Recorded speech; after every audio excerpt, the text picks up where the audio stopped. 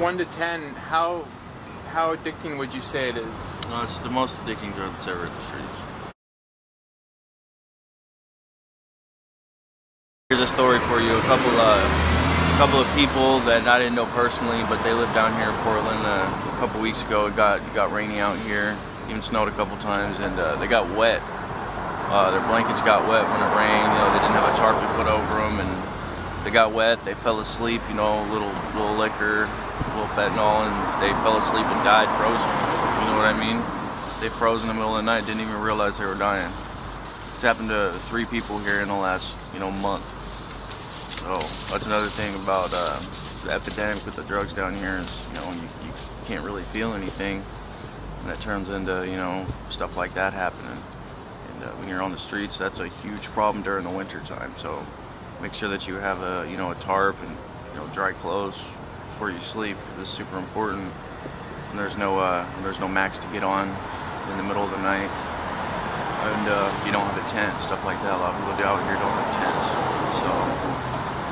I was actually born here, and just been left town a couple times for half a year at a time, and I always end up back here downtown.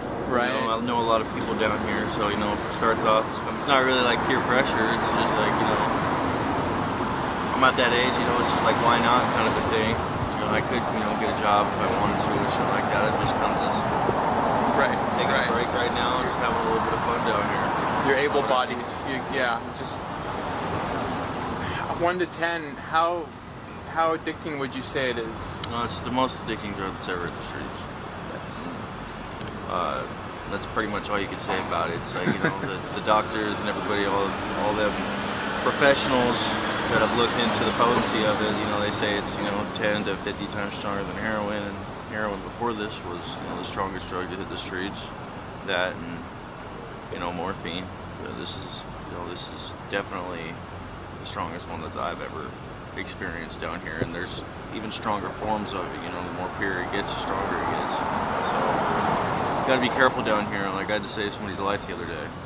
Really? You know what I mean? We Narcaned him like 5-6 times. Still wasn't waking up.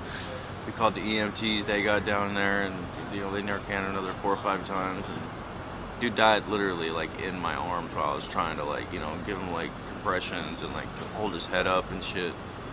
And luckily we saved his life, but it was close. He thought it was a different drug that he was doing, and it turned out being fentanyl. So that looked something like else. So he wasn't aware then. He wasn't. And he was aware of what he was doing. Okay. He started off doing there's another drug down here called Clear. It's like a form of meth. Right. Clear. Yeah, and it looks a lot like the fentanyl powder that's on the street. So you can really get those mixed up easily. Really? Be careful with that. Yeah. That's no joke. Yeah, that's no joke, man. Just about everything's cut with fentanyl these days. Even the weed is.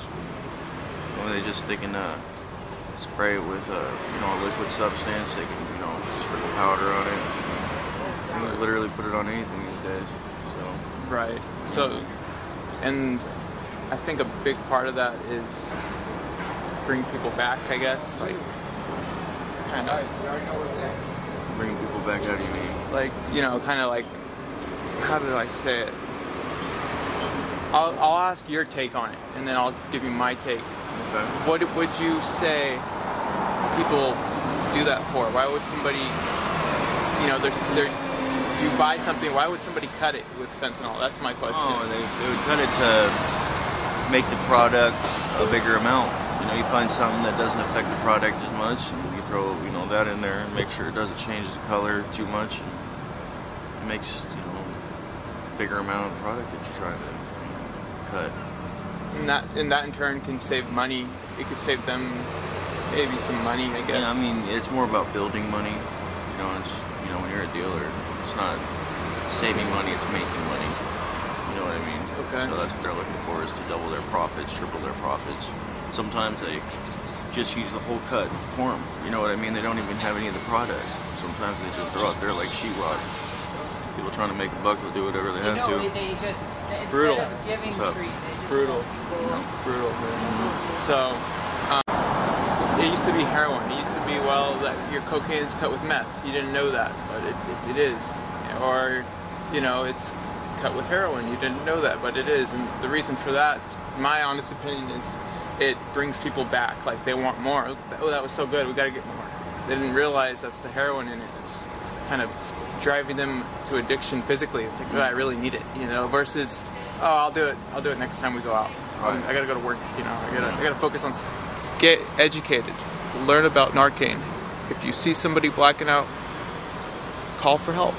It's very serious, guys. You can save a life. You know? Oh, well, what I do is I go canning, man. You know, you find local places that you know there's a lot of cans out there, and you go grab the, you know, the glass returnables and the aluminum returnables and the bottles, and you take those back to your local places that accept them downtown. You know, I know a lot of people that do the boosting thing, and it's just not for me. You know, I try to do the legal thing.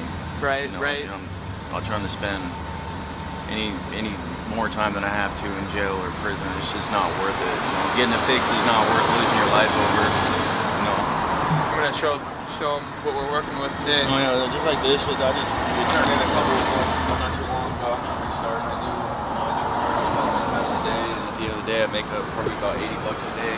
Right. Just doing it for about 6 hours. So you know, it's pretty much a part-time job. So you just got to be out here, keep moving.